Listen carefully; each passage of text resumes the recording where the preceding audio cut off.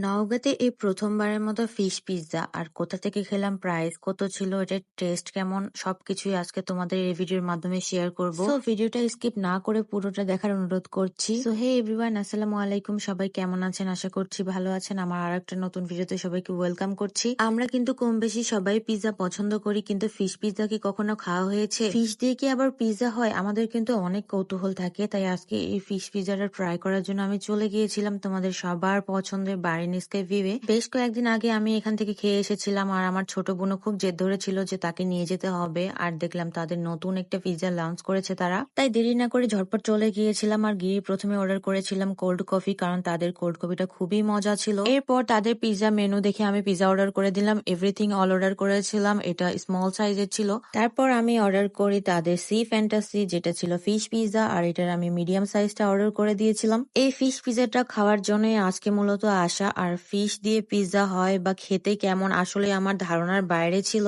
আজকে তোমাদেরকে অথেন্টিক একটা রিভিউ শেয়ার করব। যারা মূলত সি ফুড পছন্দ করো তাদের জন্য এই পিজ্জাটা, কারণ এই পিজ্জাটা তৈরি করা হয়েছে টুনা ফিশ আর চিংড়ি ফিশ দিয়ে।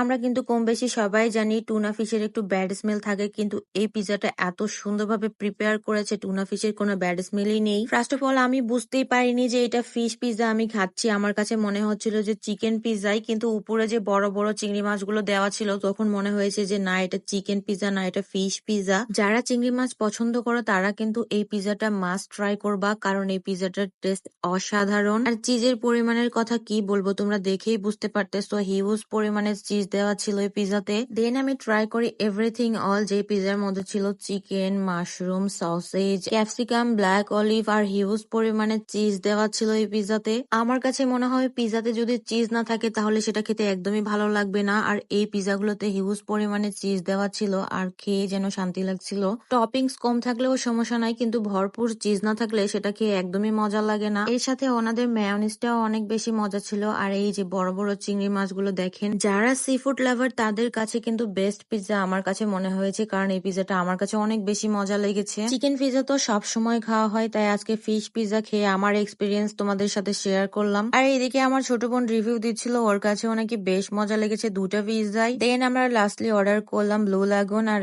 এইটা খেয়ে এত আরাম লাগছিল ভাই, কারণ সেদিন এত বেশি গরম পড়েছিল, আর এটা খাওয়ার পর এত রিফ্রেশমেন্ট লাগছিল। আমার কাছে blue lemon, mint lemon, blue lagoon সবগুলোই খুবই ভালো লাগে, কারণ এটাতে পুদিনা পাতা ইউজ করা হয়। আর এটা খেলে এত পরিমাণ রিফ্রেশমেন্ট লাগে, যেহেতু এখন গরমের দিন, আর এরকম একটা রিফ্রেশমেন্ট ড্রিঙ্কস পেলে আর কি লাগে বলেন। আর এদিকে দেখেন ফারিয়ার কাণ্ড, ব্লু লাগুনের যে লেমন ছিল সেটা বের করে ও নাকি খেয়ে নিয়েছে, আর আমি জানিই না। আর এই হইলো বাচ্চা কাচ্চাদের কাণ্ড, ছোট বাচ্চারা থাকলে এরকমই করবে। তো আজকে ভিডিও এখানেই শেষ করছি। সবাই ভালো থেকো এন্ড সুস্থ থেকো। আবার নতুন কোনো ভিডিওতে দেখা হয়ে যাবে। ততক্ষণ পর্যন্ত আমার পেজে একটা ফলো দিয়ে রেখো। টাটা, আল্লাহ হাফেজ।